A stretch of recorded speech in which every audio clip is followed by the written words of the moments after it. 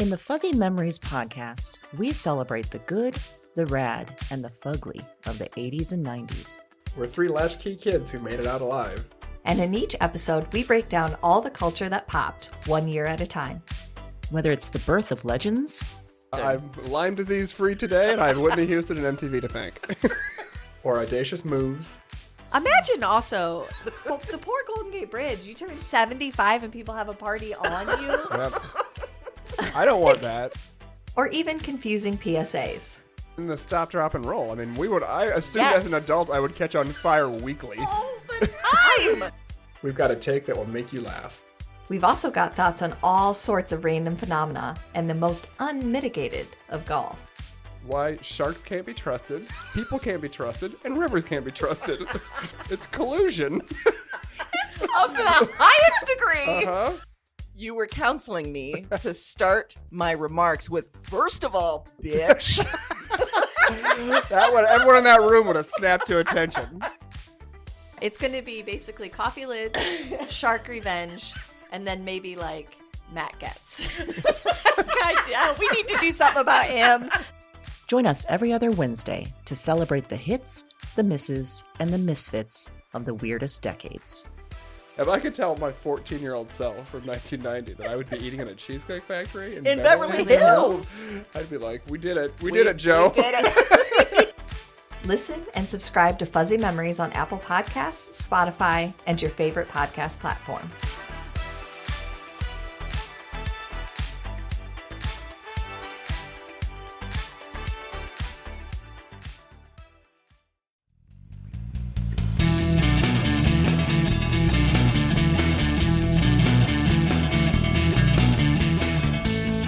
Welcome to Broads and Books, the podcast with one unique theme, 4 hand-picked book recommendations, and 2 broads. I'm Erin.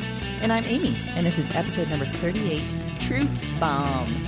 Truth bombs going off everywhere. So if you can't tell by the title, this week's theme is all about the real history of history of things that may have been told in another way, and we're gonna get to the dirt, the real story stuff, the real story, the real setting off truth bombs everywhere, landmine of truth bombs. I think you mix two things. I don't think it's you can. Fine. Can you bury bomb? No. You can bury mines, so you'd have a minefield. Yeah. And then if there was a bomb on top, oh my god. Yeah, you're right. Carnage. Okay. Carnage everywhere. Yeah, you don't want that. That reminds me of that weird computer game, Minesweeper. What was that? Did you ever play that? You had to click on the things, then it would explode. I never understood. My tolerance for games. That's established. True. Yeah. What am I Even doing? when it came to computer games. When my brothers got a Nintendo and they had Mario Brothers, I would play with it for a while and be like, God, this is annoying, and then just go away. Or I'd get too competitive. I'm like, I'm out. I can't do it. Nope. Okay. So, thinking about truth bombs. Erin, Yes. Thinking about the real story of things. Oh, yeah. I want to know, if someone was going to do an expose on your life, what would be the real truth? The truth bomb that would be revealed? There'd be no truth bomb. What you see is what you get. It is what it is. Like, you kind of think I'm a nerd? You're dead on. Are you really at home on Friday watching Dateline? You betcha. That's a good point. Sometimes maybe listeners are listening to this and they're like, Erin is probably like amping up some part of her personality. I can attest, this is her. Yeah, this is straight Erin. Straight up unfiltered Erin. And that would be the expose. Is like, we thought maybe there'd be more to this person. We thought maybe there was a hidden mystery. Nope. You thought wrong. You thought wrong. It reminds me of a time in college that I was taking a class that I felt like I never really paid attention in, Okay. And it was a smaller class. And at one point we were having a discussion and the professor said, Erin, I want to know what you think, because I know you're always thinking more about these things. I can always tell by your face you're thinking about things. And I was like, I have thought about that so many times in my life and been like, what face was I making? What face were you making? Because I wasn't. I was not thinking about anything you said. I lied my way through that discussion. Do you recall what you were thinking? Because maybe that could figure out what, expression you were making. No, but it had to be, it was way off topic. I know that. I wonder if maybe you were like watching him, like leering at him. I probably was. And my then he mouth was a like, little agape. So yep. maybe it looked like I was really struggling to get two thoughts together. And I don't know. Yeah. I was probably thinking about how cold the walk was because it was in this really far building and I hated having classes there. I was probably like, God, I don't want to walk back to my apartment. But you looked like you were thinking deep thoughts. Which, good Which for you me, do. I guess. You think deep thoughts. Not in that class, though. And I didn't know that guy well enough for him to assume that. And I don't think my test scores gave any Do you indication. think he thought you were someone else? Maybe. Let's hope for that. Let's hope for that. Yeah. Or maybe he was trying to do, reverse psychology. I couldn't think of. See, I was thinking so deep, I couldn't think of the word. I thought you were just going to say maybe he was doing some teaching. Yeah. Well, yeah. Trying to get me to engage. Classic teacher move. Maybe if I flatter her, she'll participate. And I was like, nope. Not falling for that. Still no. I wasn't taking notes. I was writing a to-do list. And by I did that all the time in classes. Yes. It's like, oh my God, I'm so overwhelmed with all these other classes. Here's what I have to do right this second when I get out of class. Yeah. So I'm completely not paying attention. Yeah. See ya. Not even here. Mm-hmm. We were ride or die back then. We were. Before we knew each other. Exactly. Speaking of like, maybe he thought I was a different person. Would you ever catfish someone? I would. You would? Yeah. Oh. But I would catfish a very specific subsection of our population. Oh, okay. Do Which tell. is Republican anti-gay male senators. I want to somehow... like... I want to somehow entice them into showing that they're actually closeted. Oh. And so portray myself as a gay male to entice them. Oh. To catch a predator type. Exactly. But just to catch a bad person To type. catch a bad person. And then record every single lewd thing he says or does. And then send it out into the world to expose that ass. Whoa. Yeah. You are like next level. That's a badass move right there. That is a move that'll get you killed. I don't think I know. that I think people it in will. politics play with stuff like that. I don't think they do either. But there was a time, remember, where a lot of Republicans were getting caught in like airport bathrooms with their pants around. I loved that so much. It was wonderful. So I want to do more of that. I don't think that was a lot of people's reaction to that. I loved it. I loved seeing the hypocrites exposed. Yeah, It was yeah. delightful. There is something really satisfying about that. So I want to create more of that. That's what I'm saying I like with my that. catfishing. You know what?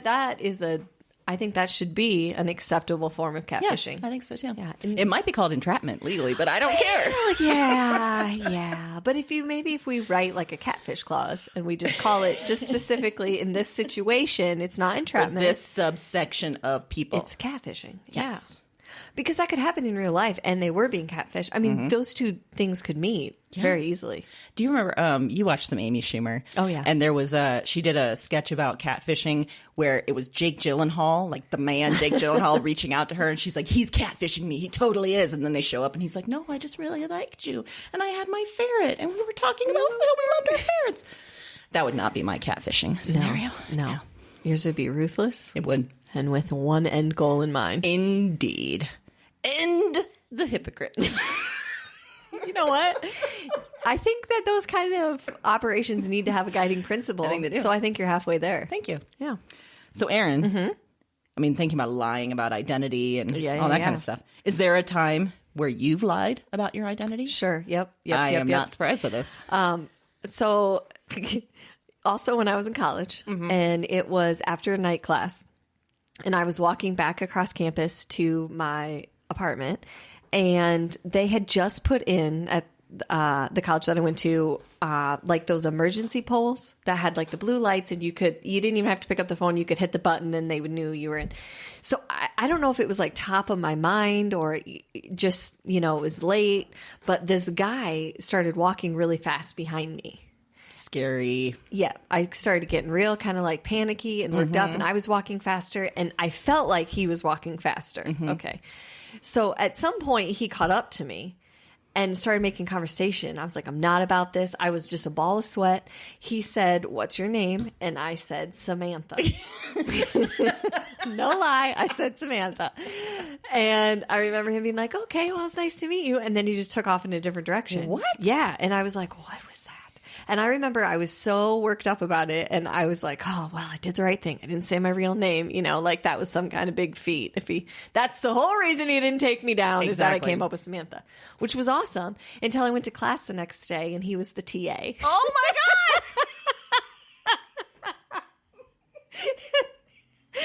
I had to raise my hand when he said my real name. So wait. So the TA, when he was rushing you down, did he know you were one of his students? No, I don't think so. Oh my and God, I'm not so he's sure. just a creep. Well, yeah, but I'm not sure in hindsight if I just felt like he was rushing or he was just, it was cold and he was walking fast too. And then he was trying to make it friendly. Like maybe he thought it looked creepy. Like because I had him all semester and he was fine. Like I never got that vibe again.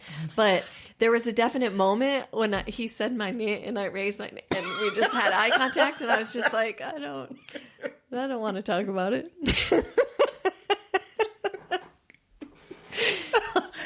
That's wonderful. Yeah. So that happened. Oh my God. Which kind of reveals that I probably couldn't do this, but do you think you could be part of a witness protection program? Absolutely not. And part of the reason... I thought you were going to say absolutely, but I love Nope. it. Okay. Part of the reason is oftentimes I will blurt out the one thing I'm not supposed to blurt out. Oh. Yeah. So I'm picturing scenarios where someone will say, who are you? You know, I'll give my real name and social security number and like everything right away. How did you know? I don't know. Like there was, even on a smaller scale, there was a time I went to a wedding of my friend Bridget back in Chicago, and she was marrying Emron, another friend, and Emron's family is very devout Muslim. And one of the very few things Bridget had been like, can you just not talk about how we all get trashed so regularly? Can we not talk about alcohol? Can we cut this out of pictures that we show, all of that? Great. So the first thing I do when Emron's parents come up and introduce themselves, I'm like, oh man, I'm so hungover. We just had such a great night the night before with your kid and, you know, Bridget. And as soon as it came out of my mouth, I'm like, what am I doing? What am I saying? I don't even normally talk like this. Who am I talking to? What is happening? So yeah, I can't be in the witness protection program. This is fantastic information. Yeah, you would be terrible. I'd be terrible. They would keep having to move you every week. They'd be like, know. Amy, oh my gosh, get the relocation team. She did it again. And it's weird because I could think I can keep secrets if there's somebody else's.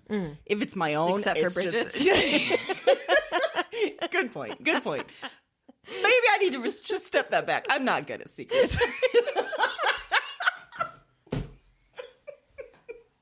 I just picture you like just getting like worked up. Like I was. Yeah, you know. I was in my like dress, and you know, we're out at this park or this like outdoor information. She's a drunk. I mean, she just Like, we drink all the time. Yeah. Also, there's some whippets involved. It's not good.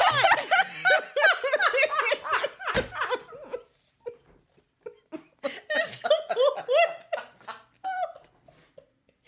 See, I can't do it. No, you're out. Oh boy, You're out. yeah. So I think the moral of the story is we are the truth bomb. We can't help but be it. We can't help it. Yes, It's just who we are. that's all right. Except if you're a Republican anti-gay male senator, then I'm going to lie my ass off to you. Yeah, and I fully accept that. If we had our own news network, I think that we could call it Truth Bomb. Yes. Yeah. Wasn't there some news show that like the end was like, boom goes the dynamite? It was like some online thing. Okay. I may be making that up.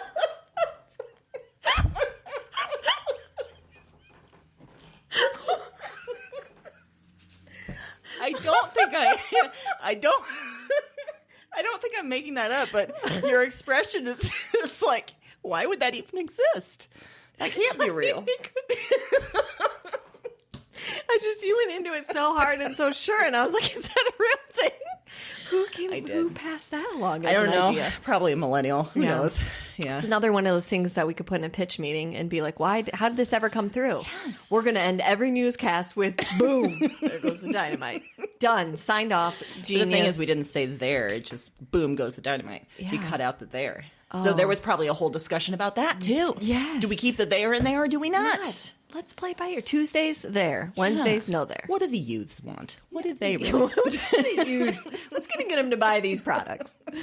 Oh, goodness. Oh, dear. Okay, so let's get to our picks, shall we? Yes. Some real truth bombs. Some picks. real truth bombs. So, my fiction pick is called Circe by Madeline Miller. Oh, you did it. I did. This came out last year in 2018, but I just read it recently, actually, from the Des Moines Public Library. So thank you.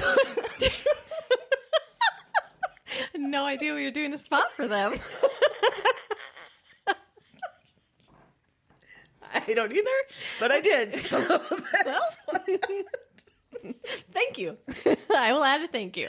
yes. Okay. So if you, and I think maybe we both did this too, but if you grew up fascinated by Greek mythology, all the heroes, all the gods, all the goddesses, this is going to be your jam, I think. But even if you didn't, if you were cooler than me, say, or cooler than us and weren't into that, I don't know. I thought that was pretty cool. Yeah. But, you know, Greek mythology is the coolest. it is. Yeah. So even if you didn't get into that, you'll still enjoy this, but especially if you did.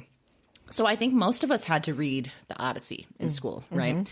And it's cool. It tells the story of Odysseus, sometimes known as Ulysses, who spends like 10 years trying to get home after the Trojan War. And there's lots of men and men stuff happening there. But there's also women who are waiting patiently for their men to come home over many years. There's also seductresses, sorceresses, including Circe, who makes Odysseus stay on her own private island and turns his men into pigs. And actually, do you remember in the Odyssey, did she turn Odysseus into a pig or just his men? I thought just his men, but I in could the be story, wrong it's about just his the. men. Yeah, I think Okay. it was just his men, but I could be wrong about that. It's been too long. Yeah, I couldn't remember either. But anyway, so Madeline Miller, she takes Circe, that character from the Odyssey that we don't really see much of, really learn much of, and she gives her a real history in this book, which is so cool. It makes her a real person with, you know, God descendants and everything, and turns the story on its head. So it's the real history of this woman that we've been taught is this evil person for years and years and years. So Circe is born to a Titan, one of the older gods, and she hangs out with the gods, just chilling with all the, you know, river nymphs and gods. And As one does. As one does. she discovers that she has a special power along with her siblings, and that is witchcraft. And the Olympian gods, like Zeus and all those other gods, they are kind of afraid of this. So they banish her to a deserted island. And that's kind of cool because it's where her real story begins. She teaches herself how to be pretty much a badass witch. She tames a lion who becomes her best friend. She, gets all the other animals to, just respect her, be part of her. She takes revenge on all the mortal men who come to her island looking to rape and plunder. So we see a bunch of gods and mortals from all across Greek mythology, including Hermes, the Minotaur, Medea, Daedalus and Icarus, Prometheus, and even Athena. And then, of course, Odysseus plays a major role in the story as well. But retells the story from the perspective of her versus, what we've always known. Sure. I really love these kind of stories that turn this story that we may have accepted on its head. Kind of like you were talking about the Wicked stories a few weeks ago. Anything like this is really interesting, especially when it's a woman that's painted as evil or somehow, a villain of some sort. It's a great way to hook someone in. I mean, I'm a sucker for stories like these because you just, no matter what, in any novel, there's some characters you're not going to be able to get their viewpoint out. And it's particularly interesting in situations like this where so many of us have been taught the one version. Yes. Yeah. Yeah. I also like that the story also saves Penelope, who is the woman that's waiting patiently for Odysseus to come back for 10 years, and she can't get rid of all those men that are after her. And it gives her a new story, too, which is really kind of surprising and really kind of cool at the end. So I really enjoyed this. Like I said, if you grew up knowing all these gods and goddesses and the stories, you're going to love it because there's a lot of kind of insidery knowledge. But even if you don't, there's a helpful glossary at the end of the book. Hey. And even if it's just a great story, it's really, really fun and really powerful in surprising ways, too. Wow. I think you would like it, Erin. You know what? And I actually have a copy, and it's in my pile to read, and I haven't yet. But then you reminded me again how much I wanted to get into that. Well, I think she came to speak like a year Yeah, ago or she something. did. And I wish I had read this by that time. I think I would have been really interested in that. Yeah. So the fiction pick this week that I picked is called The American Wife by Curtis Sittenfeld. And this is a fictional story about Alice Blackwell, who is a quiet librarian that gets swept away by a charming politician, also known as Laura Bush. What? So this is a fictionalized story of Laura's Bush, her childhood, early adolescence, and then getting into politics. So it was never, put out there as supposed to be exactly indicative. It's not a biography. It's not a memoir. It's a fictionalized version. But if you know anything about Laura Bush's life and then you read this, there are a lot. And the author herself has said that she did a lot of research. So, and she kind of takes this idea that Laura Bush was this very unassuming, quiet librarian. The person that she really kind of thought she was going to marry and spend her life with, dies in a tragic car accident, and so she's kind of a little unmoored after that, and in walks this guy from a wealthy family who has politics that are exactly opposite of her own, but despite her best efforts, she gets charmed by him. Oh my gosh. And the next thing she knows, she's a politician's wife, which she never really wanted to do or be a part of. So she's trying to embrace how her love for him, building a family, is going hand in hand with her sort of having to maybe support politics she doesn't totally believe in, or how she's going to raise a family and do what she thinks is important in the public eye. It's amazing, just a page turner, but then with that extra layer, it's so interesting. And it's kind of this similar in the sense that you're looking at a story from just a different way of someone that was in it, someone that lived it. And taking facts from their life and just saying, what if, this were closer to the truth? So, wow. Yeah. So she, the real Laura Bush, did indeed think very different politically from George. That's, apparently That's there's a what it lot says. of, Wow. early on. I Okay. mean, you know. I'm sure she had to commit at some point. Yeah, I'm sure at some point, that those meld and, so there's. Wow. That's such an interesting choice, too, to go ahead and make her character Laura and George Bush versus, maybe differently named and very similar characters. Well, they are differently named. Oh, okay. Yeah, Okay. Alice Blackwell is the Laura Bush character. Okay. Yeah, they're not named the same because it's Charlie is the name of the George Bush character in the book. But she does have different names. And so that there was a lot of, publicity when that came out, isn't it? But the authors admitted that, she did a lot of research and that's what she intended. And she really wanted to explore this idea of your life taking a direction you didn't see or how maybe things that we didn't have a choice in, this tragic car accident, how that can reroute you without, your realization.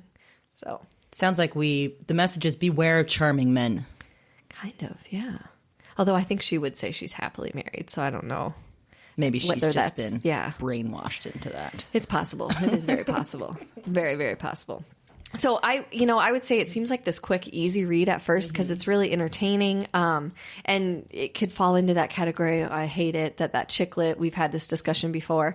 But it gets so deep, so fast, and so kind of sticky and complex that there's just so much more to get into. And I enjoyed it thoroughly. Well, and I know you've recommended a short story collection by her before, and so I know you like her writing.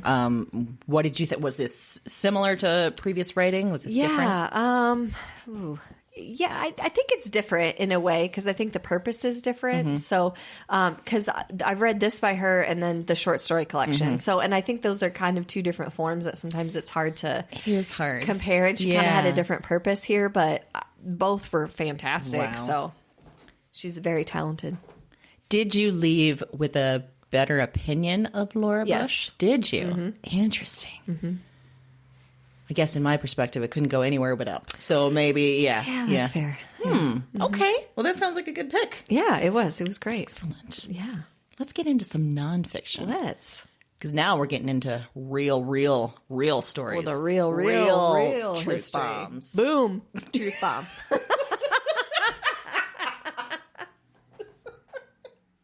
It was a very large boom into the microphone. I wanted it to be. It was like dynamite. Just creating the show you want. In that one, did you say there goes the dynamite or just boom goes the dynamite? No, I just said boom. That's Truth true. bomb. You just did boom. Boom. Truth bomb. I like the simplicity. You know what it is right away. So is that a new segment for us going forward? It's just boom, truth bomb. Oh, yeah, it is. Yeah, because boom, there goes the dynamite. We're already past that. The boom already went off. I know there was dynamite. Don't tell me after the fact. That's true. Here comes the dynamite. Boom would be appropriate. Yeah. Boom, truth bomb. Okay, now I understand. I got there was an explosion, but it was an explosion of truth. Yes. Now I understand. Yeah, so Okay. I'm not like picking up my own limbs after this. No. I'm just like, It's just letting it a wash over me. Wave of information. Wow. Okay. So, boom, truth bomb. Here we go. Into nonfiction picks. Yes. I'm going to need a little more emphasis on the boom. Oh, sorry. You got the wrong syllable there. The wrong emphasis on the wrong syllable.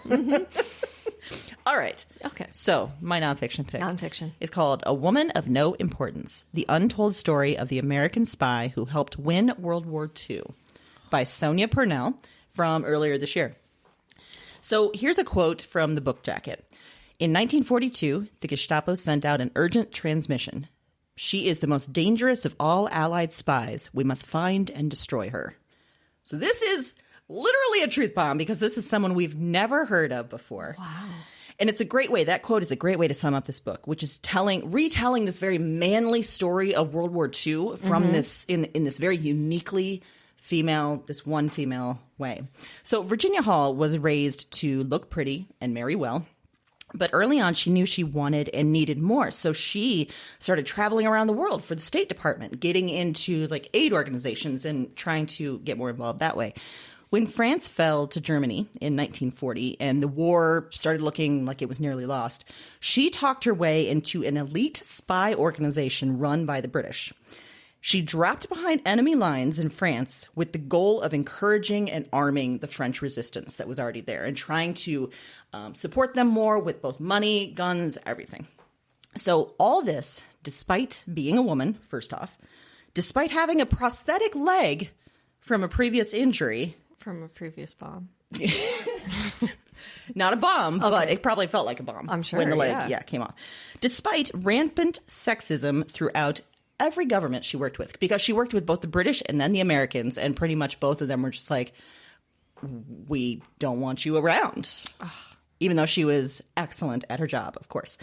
So here's where the revisionist history comes in, because she was actually instrumental in building up the spy networks across France and preparing the country for D-Day. So 4 years' work of just every single day putting her life on the line, trying to bring all of these spies together, trying to elude Gestapo people looking for her. She was so effective that, like the book jacket quote said, the Germans considered her the most dangerous spy of all the war. They were sending out forces charged with capturing and killing her. Many people were caught in the crossfire, died to protect her because she was so important. So this story has everything. It is a deeply readable book, very propulsive. It's full of action and adventure, but also talks very deeply about the toll this kind of work takes on a person. So I loved that. I love that this was just this amazingly cool story. I love that she got very detailed on all the pushback Virginia had from, like I said, the British and the Americans. Despite all the incredible work she was doing, all of them consistently tried to undercut her, like even lying to their superiors about the work they were doing versus her to try and, be the best. Right. So this is the real deal. And apparently it's going to be a movie. Apparently this was sold before the book even came out, which of course it is, because this is such an amazing story. The story was told so well, deeply, highly researched, so many interesting twists and turns. Can't recommend it enough. And I think whoever ends up playing Virginia Hall, and I'm not sure, I think now it may be Daisy Ridley, the woman from Star Wars, the new Star Wars movies. Oh, okay. I'm thinking that's who it was. And if it's not, it should be Daisy Ridley. Yeah. Anyway, it's going to be an amazing movie, but really read this book because there's just so much in here that's just very, very fascinating. That sounds amazing. Truth bomb. Boom. Boom. Truth bomb. Yeah. Here, I'm going to give you a truth bomb real quick. Let's hear it. I am constantly impressed by your ability to name actors and actresses. I can never do it. Frequently we'll be having conversations off the, not during the podcast, and I'll be like, I don't remember who it was, and you'll name it like, I'm like, yeah, that's the person. It's amazing. Well, let's say that there's also a lot sacrificed in my brain area in order to keep that information. Okay. Like, just general things that I should know, probably. Instead, I'm a human IMDb. Yeah, but it's come way more in handy for me in that way. Point. So it's like we've said, we've been training for this job our whole lives. Reading all our lives, watching tons of shit. Getting ready for this. Getting ready for it. Yeah. So here we are. Truth bomb. Yeah. That's my life. For some reason, I just got the Facts of Life song. The facts of life. The facts of life. Like the exact opposite song you would think would come after a truth bomb. I know. It's going way too nice. Oh. Anyway. Well, I picked a book called The Fatal Charms and Other Tales of Today. And then it's also a combo with The Mansions of Limbo by Dominique Dunn. Ooh. Yeah. And first I'm going to preface this with saying that I found Dominique Dunn as an author very early in my reading career. It was around, I've mentioned before that I started with Mary Higgins Clark after Nancy Drew, and it was around this time that I found him. You might know him from his reporting during the O.J. Simpson trial. He was kind of like front and center and wrote a lot of things. The first part of his career was in TV and film as a producer. And he did that for 20 years before his drug and alcohol habits basically ruined his career. Ooh. So in 1982, he was trying to start over as a writer. And had this idea, that he could work on projects that way, and was just getting some success when his daughter, Dominique, was murdered. And that is when he published one of his first articles in Vanity Fair about raging against the justice system, how unfair the punishment was for the person that was caught and convicted of this crime, how much it doesn't work for lots of different people on lots of different levels. And basically from there, his new career was born. Wow. And he kind of took this angle of writing exposés a lot of time about legal matters, but also just about scandals and crazy stories. And he was notoriously very well known, but also seemed to have this interview style that people were willing to open up to him and tell him things. So in this book, there's actually two complete collections of his Vanity Fair writing. So the first one is The Fatal Charms and Other Tales of Today. The second one is The Mansions of Limbo. And they include stories about Elizabeth Taylor, Gloria Vanderbilt, Aaron Spelling, crazy stories about things that you had no idea about, or maybe the real story behind something that was widely publicized. It feels like you're having a drink with an old friend and they're like telling you all this gossip. Ooh. Yeah. But the difference being like someone told him about it firsthand. So he's actually giving you the facts. And he has a very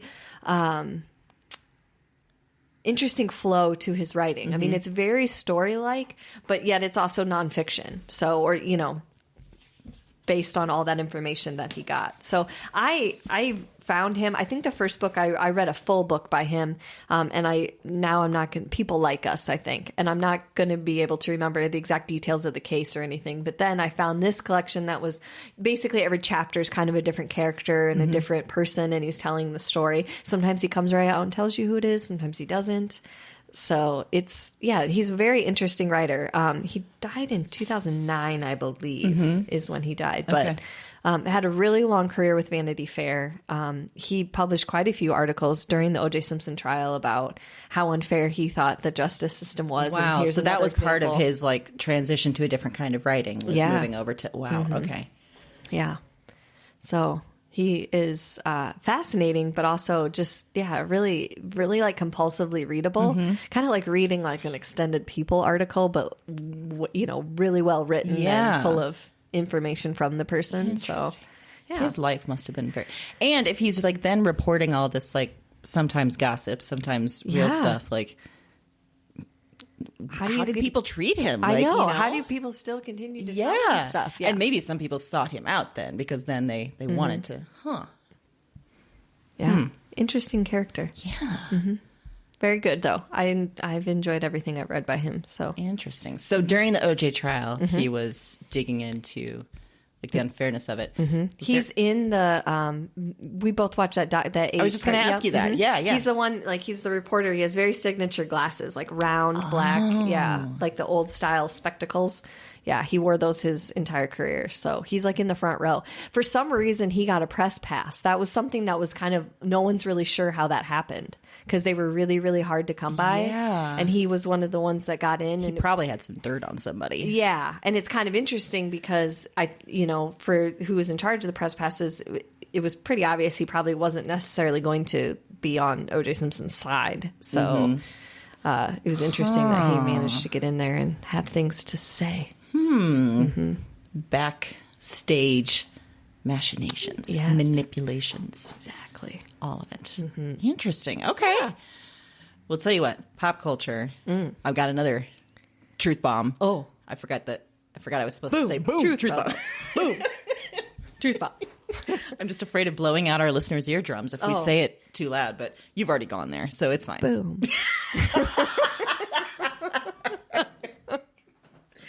That was a whole different feeling. That was like our sex stuff episode or something. Boom. Bam. Boom. Truth bomb. Ew. Ew, wow, why did we do that? Ooh, now there's the, we're going to back out of that bomb. Boy. Okay, let's move on. Yeah, pop so, culture. pop culture. I have a show from FX from earlier this year called Fosse Verdon.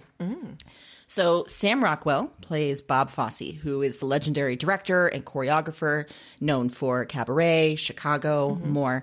And then Michelle Williams as Gwen Verdon. So I had never heard of Gwen Verdon, and I think that's kind of the point of this show, telling the real story behind this man that we've known and revered in a lot of ways. So Gwen Verdon was a rising star on Broadway. She was the name known everywhere in the 50s and 60s. And then suddenly she's paired with this up-and-coming choreographer named Bob Fosse.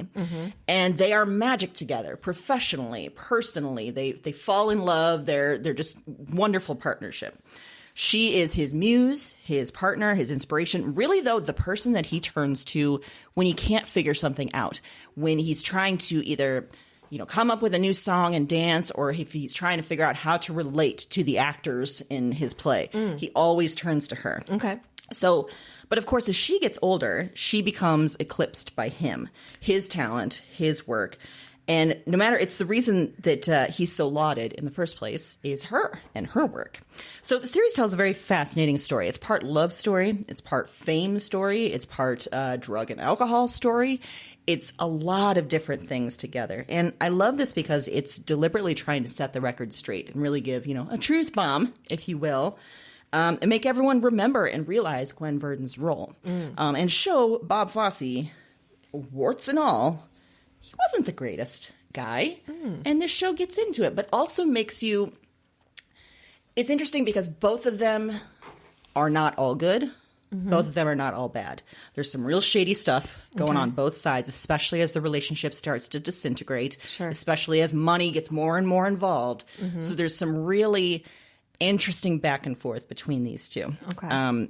So there's 8 episodes. It's done. It was just a limited run series. It's available on Hulu if you don't have FX. So get on it. Lots of songs and dances, too. Yeah. Also, Michelle Williams continually just knocks my socks off. She's pretty phenomenal. Yeah. Yeah. Like even she's doing a lot. She's recreating some of these dance scenes that Gwen Verdon did. And Gwen Verdon is known as one of the best dancers ever. And Michelle Williams is all over it. Wow. Yeah, it's pretty great. Can we just say, I mean, who can pull off a pixie cut better than Good Michelle Lord. Williams? I know. How did that happen? I guess when your face is that phenomenal, Maybe that's it doesn't it. matter what your She has hair's a real doing. good face. Yeah, she does have a really good face. I often think about, sometimes I just want to chop my hair off, Yeah. and then I'm like, I can't pull that off. Right? I know. I have that do thought all the time. Yes. Like, oh, I could do that. No, I can't. No, I Stop can't. It. Stop No. yourself right now. It's almost as bad as if I was going to shave my head. I bet there's all sorts of misshapes going on up here that I don't want anyone to see. I bet also it's like 5 times more white than our skin. We don't want that. We're going to start reflecting off satellites and shit. It's just going to... Yep, that's not going to be good. It's not going to be good. No. No, yeah. Dang it. I'm so jealous of So we're people really like restricted to our hairstyles. are. Life is hard, that. Erin. It is when your face is mediocre. And that's where we are. Yeah. Our faces are mediocre. I was talking about me, not you. Oh, but, no. yeah. I think, Oh, okay. I'm definitely there. Well, there's some truth bombs for you. We There's think some our faces are mediocre, which is why we did a podcast. I remember. That's why it's not a video show. Yeah, exactly. I remember in high school, there was a boy I had a crush on, and then somehow it got back to me that he called me horse-faced. And I never quite understood what that meant, but I knew it was supposed to be, an insult. In my mind, I was like, well, horses are cool. Okay. How did it even come to that? I don't know, but it made its way back to me. So then I was like, well, I guess I don't have a Michelle Maybe Williams he face. said a whore's face. Oh, that would have been better. And the game of telephone came out as horse. I would much rather be a painted lady than a horse. Yeah.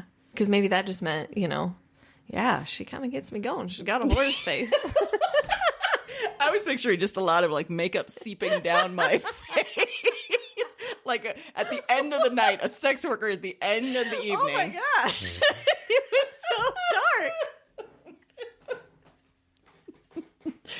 Well, either way, horse or whore. Either one. We never had a relationship. Well, that's fair. He doesn't sound like he's good enough for No. you. So, yeah.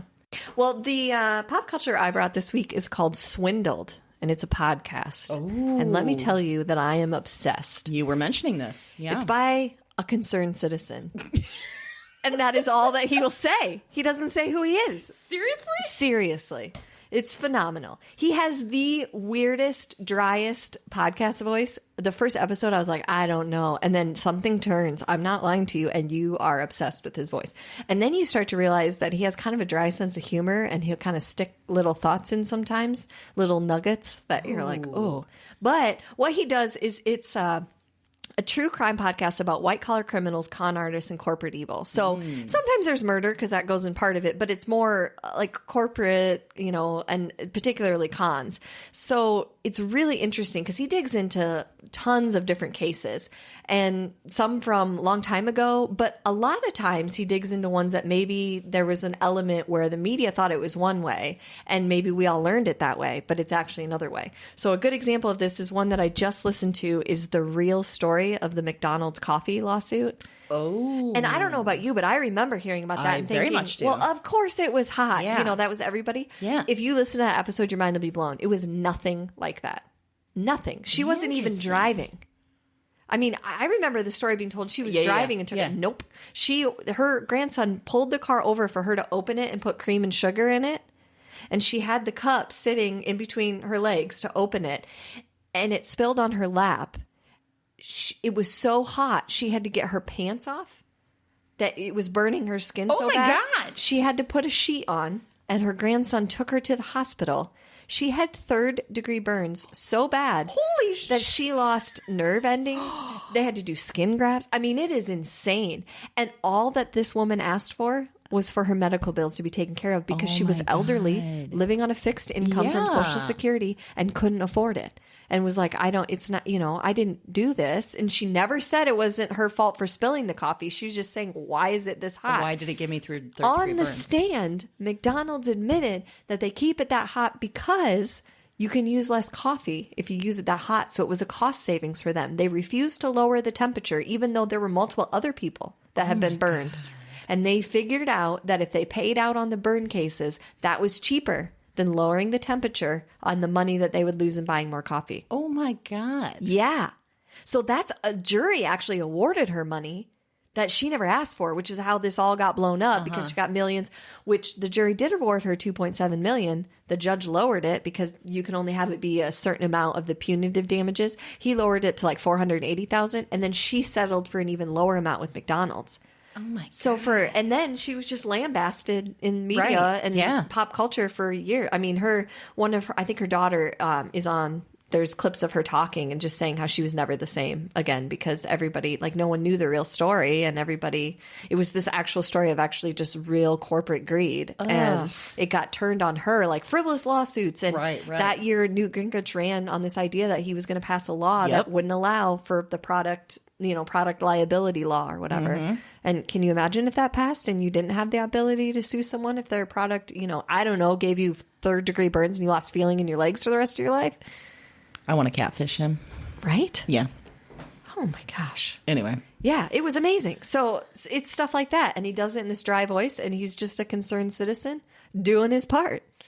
Wow. Yeah, it's amazing. He's got tons and tons of episodes. I just found it, so I'm, behind, but I'm catching up. He did one on the lottery scandal that affected Iowa, Eddie Tipton. He did one about that, kind of told more of that story. So does he reveal, was he an investigative journalist? Was he no he's idea. Just digging into I looked at his website. I mean, you can't find out anything about this guy.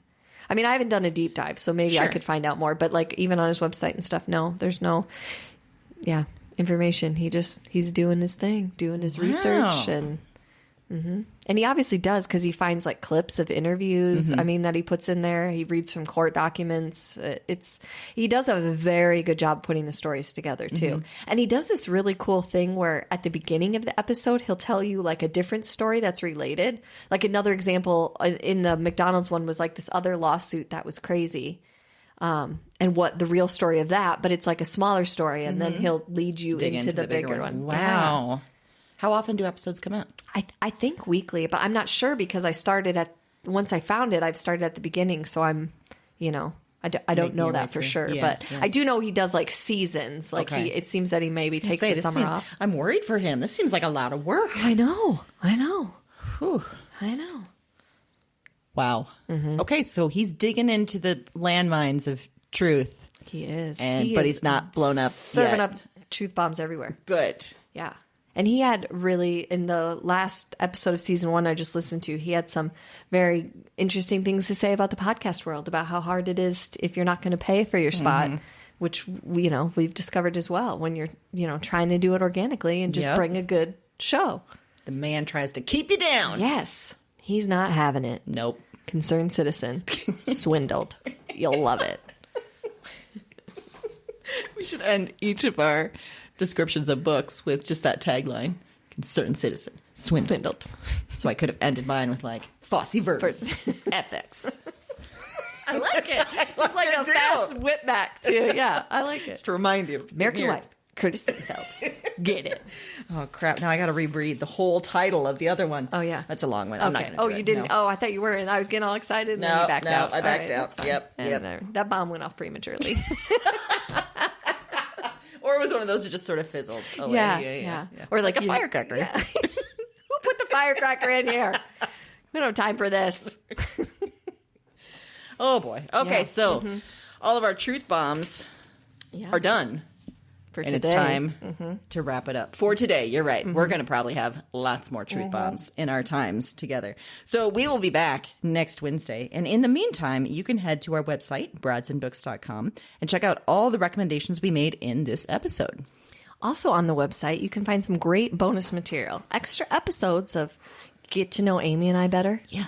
We got some great stuff coming. You're going to be super excited with the bonus section. We can't even talk about it yet. No, but you are going to be pumped. Yeah. So you should get familiar with that area of our website now. That's right. Yeah. Listen to it all. Yes. Yeah. Okay. The good news is, too, if you subscribe to our podcast in your podcast player, those bonus come right into your podcast player. Sure do. They pop up as bonus episodes. Yeah, you don't even have to go hunting for it. It comes right to you. To you. Reward nuggets. I don't know why. I don't know why they're nuggets, but if you like reward nuggets, that's a great reason to write a review for us. Yes. So if you are listening in Apple Podcasts or iTunes, it's very easy. Click the stars, write up a few words about how you like some truth bombs. Because you do. Done. Other players, it's a little bit hard. So, hey, send it to us on social media. Yeah. Send it to us via email. We'd love to hear from you. Yes, we would. Or tell your friends. Get your friends to subscribe. Yeah. That would be amazing, too. Use your best peer pressure to make your friends listen to us. Truth bomb. Y'all need to have the Broads and Books podcast. Another thing you can do is give us some theme ideas.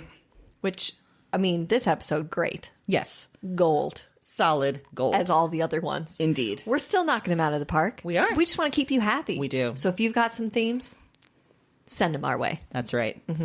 Okay. Okay.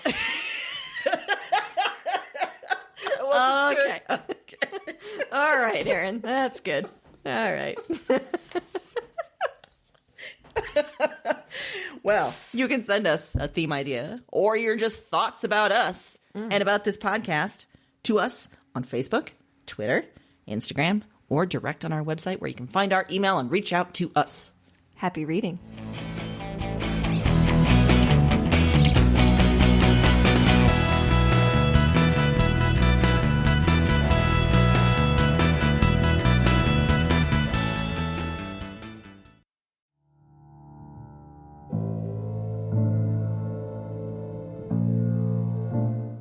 I'm up again. Same night, another dream. Before trying this recording thing, I didn't remember much of anything of these dreams. I didn't remember much from any of the women. had one night of doing this, and it's broken things open. The dreams they're in me, and they're coming out of me, and Talk to me. I am not broken. I am the most whole, most real. cause their despair. I wait for the word. Witch. Look at the mad woman in her cage. She was a woman with holes inside her. That was the heaviest factor, the final evidence, the heart of the issue. Somehow, you understand this. You hear me. Wherever you are, whatever this is, you... This isn't a dream journal anymore. It's not. It's just fact. Because now this is some sort of record. What are these dreams? Maybe there's a better question. Who are these women?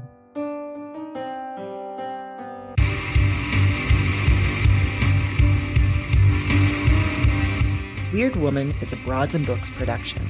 All 9 episodes are available January 10th. Listen and subscribe to Weird Woman on Apple Podcasts, Spotify, and your favorite podcast platform. That's WYRD Woman, wherever you listen to podcasts.